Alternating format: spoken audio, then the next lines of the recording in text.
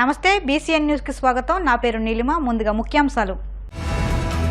మాదక ద్రవ్యాల నివారణపై ప్రజలకు అవగాహన. కాకినాడ ఎస్పీ సతీష్ ఆధ్వర్యంలో విద్యార్థులతో ర్యాలీ. వచ్చే నెల 5 నుంచి పెద్దాపురంలో మరిడమ్మ అమ్మవారి ఆషాఢ మాసం జాతర ఏర్పాట్లపై సమీక్ష నిర్వహించిన ఆర్డీఓ సీతారామరావు. గాజువాక మండలం అగనంపూడి టోల్గేట్ను తొలగించండి, ఆందోళనకు దిగిన స్థానిక ప్రజలు.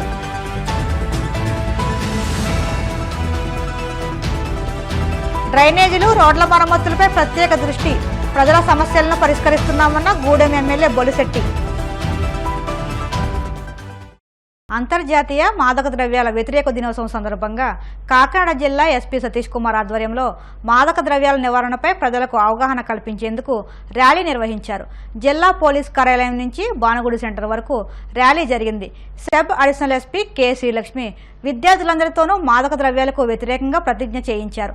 ఈ సందర్భంగా ఎస్పీ సతీష్ కుమార్ మాట్లాడుతూ విద్యార్థులంతా మాదక ద్రవ్యాలకు దూరంగా ఉండాలని, మాదక ద్రవ్యాలకు బానిసలైన వారిని గుర్తించి కౌన్సిలింగ్ ఇచ్చి సరైన మార్గంలోనికి తీసుకురావాలని కోరారు. ఈ కార్యక్రమంలో డీఎస్పీలు, సిఐలు, ఎస్ఐలు, పోలీస్ సిబ్బంది పాల్గొన్నారు. ఫ్యూచర్ సబ్ ఇన్స్పెక్టర్స్ అందరూ ఇక్కడ ఉన్నారు. సో అదే విధంగా ఫ్యూచర్ నర్సెస్ అందరూ ఇక్కడ ఉన్నారు.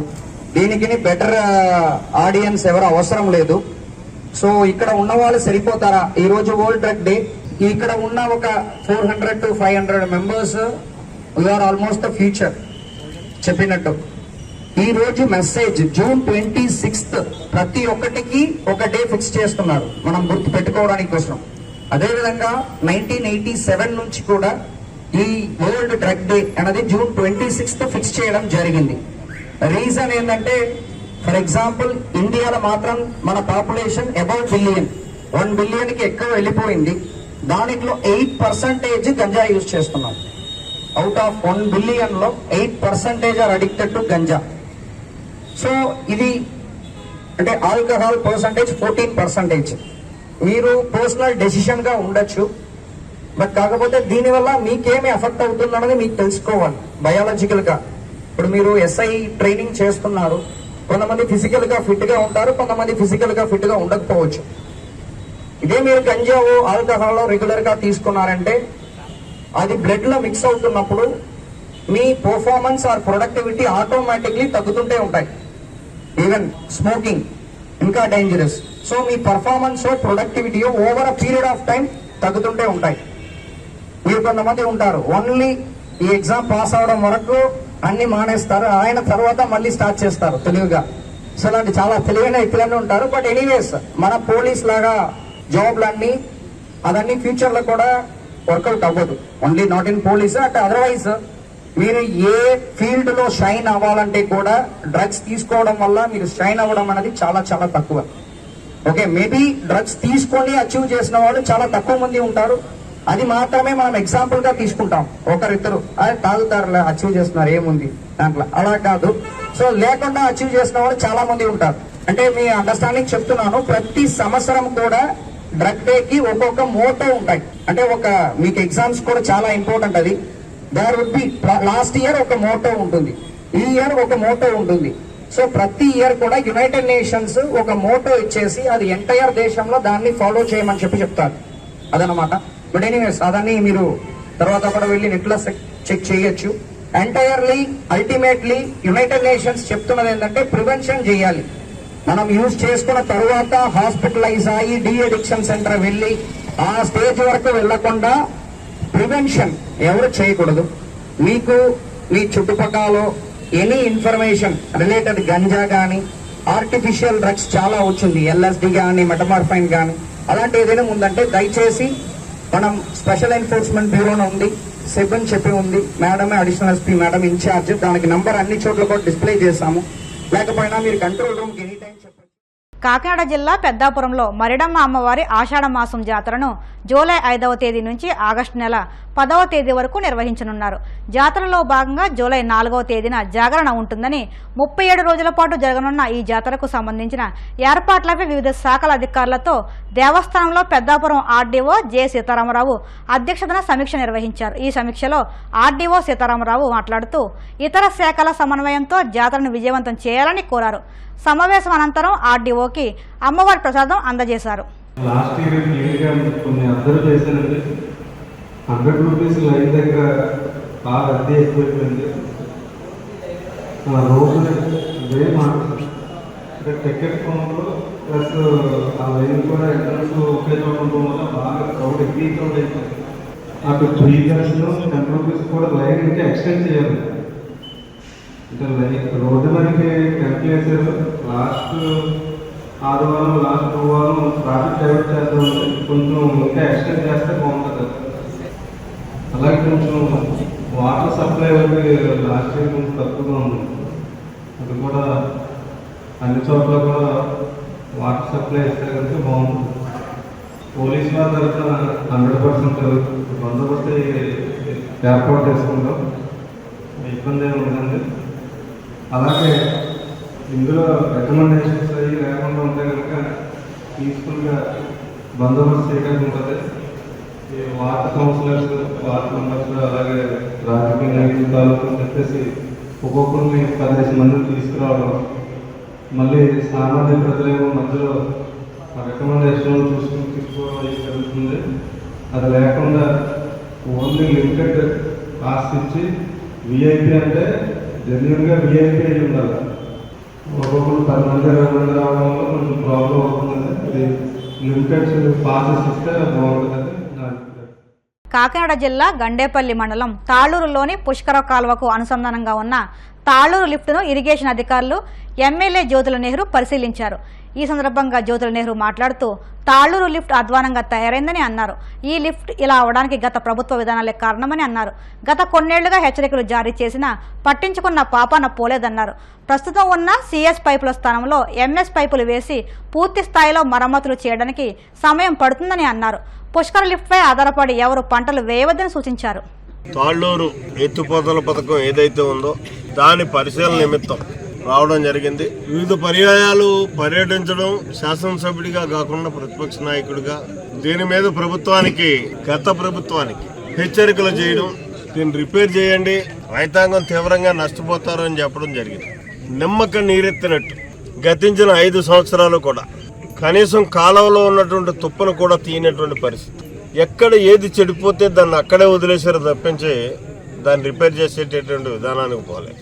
తీరా ఈరోజు అధికారులతోటి, అలాగే దీన్ని నిర్మాణం చేసినటువంటి, నిర్మాణంలో భాగస్వామి అయినటువంటి ఒక కాంట్రాక్టర్ వ్యవస్థని తీసుకుని ఇక్కడ ప్రత్యక్షంగా రావడం, రైతులతో కలిసి మేమందరం కూడా ఇక్కడ పరిస్థితులు అన్నింటినీ క్షుణ్ణంగా పరిశీలించడం, అధికారులు చెప్పినటువంటి వాస్తవాలు అవనివ్వండి, గత నిర్మాణంలో భాగస్వామి అయినటువంటి కాంట్రాక్టింగ్ వ్యవస్థ అవనివ్వండి, వాళ్ళ సూచనలు, ఇక్కడున్నటువంటి వాస్తవ పరిస్థితులను మేము చూస్తే ఈ సీజన్ కి ఈ ఎత్తుపోతల పథకం, తాళ్ళూరు ఎత్తుపోతల పథకం అన్నది పనిచేసేటటువంటి పరిస్థితి మాత్రం ఎక్కడ కనిపించట్లేదు. దానికి గల కారణం ఏ అయితే పైప్ లైన్లు అన్ని కూడా చిందరవందరగా పాడై ఉన్నాయో వాటన్నిటినీ కూడా మళ్ళీ పునర్నిర్మాణం చేసుకోవాల్సినటువంటి అవసరం ఉంది. ఒక్క సిమెంట్ పైప్ కూడా పనిచేయనటువంటి పరిస్థితి. ఎందుకంటే హెవీ ప్రెజర్తో నడాల్సినటువంటి స్కీమ్ ఇది. 52 మీటర్ల ఎత్తు. ఈ సంపవెల్ నుంచి చూసుకున్నట్టయితే డెలివరీ సిస్టమ్ దగ్గరికి 52 మీటర్లు ఎత్తుపోయాలి. ఆ కారణంగా తాళ్ళూరు లిఫ్ట్ మీద మాత్రం ఈ సీజన్ కి ఆధారపడి మాత్రం ఈ నీరు వస్తుందనే ఆశతోటి ఏ ఒక్కరూ కూడా వరి వ్యవసాయం చెయ్యొద్దు అని చెప్పేసి రైతాంగ సోదరులు మాత్రం వాళ్ళ శ్రేయస్సు దృష్ట్యా నేను మనవి చేసుకుంటున్నాను. ఎందుకంటే దీన్ని సాంకేతికంగా ఇక్కడ నిర్వహణ చేసేటటువంటి అధికారులు కానీ, నేను చెప్పినటువంటి కాంట్రాక్టింగ్ వ్యవస్థ కానీ చెప్తున్న పరిస్థితి ఏంటంటే దీన్ని సంపూర్ణంగా పైప్ లైన్ ఏదైతే ఉందో ఆ పైప్ లైన్ని మార్చాల్సినటువంటి ఎంఎస్ పైపులు వేయాల్సినటువంటి అవసరం ఉంది. ఇది కరెక్ట్ గా పారాలి అనుకుంటే ఎంఎస్ పైపులతోటి నిర్మాణం చెయ్యాలి అని చెప్పేసి వాళ్ళు చెప్పడం జరిగింది. అంతేకాకుండా ఇది ఓల్డ్ సిస్టమ్ లో ఎస్టాబ్లిష్ అయినటువంటి జీరో వెలాసిటీ వాల్ కానీ, నాన్ రిటర్నింగ్ వాల్స్ కానీ వీటితోటే నడిచేటటువంటి విధానంలో ఆ రోజు ఎస్టాబ్లిష్ చేశారు. అలా కాకుండా ప్రెజర్ ని కంట్రోల్ చేయడం కోసం హై లెవెల్ ట్యాంక్ ఒకదాన్ని నిర్మాణం చేయాల్సినటువంటి అవసరం ఉంది. దాన్ని చేసినప్పుడు ఆటోమేటిక్ గా ఏ ఇంటరప్షన్ వచ్చినా, కరెంట్ వచ్చినా, మోటార్ పోయినా, ఎనీ ఇంటరప్షన్ ఏదొచ్చినా సరే ప్రెజర్ అన్నది పైపుల మీద పడకుండా ఉండడానికి అది ఆ ఓవర్ హెడ్ ట్యాంక్ అన్నది ప్రెజర్ ని కంట్రోల్ చేస్తుంది. దాన్ని గౌరవ ముఖ్యమంత్రి గారి దగ్గరికి పట్టుకెళ్లి శాంక్షన్ చేయించి తెచ్చుకుని దీన్ని పూర్తి స్థాయిలో రిపేర్ చేసుకుందాం, శాశ్వత పరిష్కారం చేసుకుందాం అని చెప్పేసి నేను మరి అధికారులను రిక్వెస్ట్ చేయడం జరిగింది. వాళ్ళు తొందరలోనే ఒక 1 వీక్ లో ఆ రిపోర్ట్ కూడా తయారు చేసి ఇస్తానని చెప్పారు.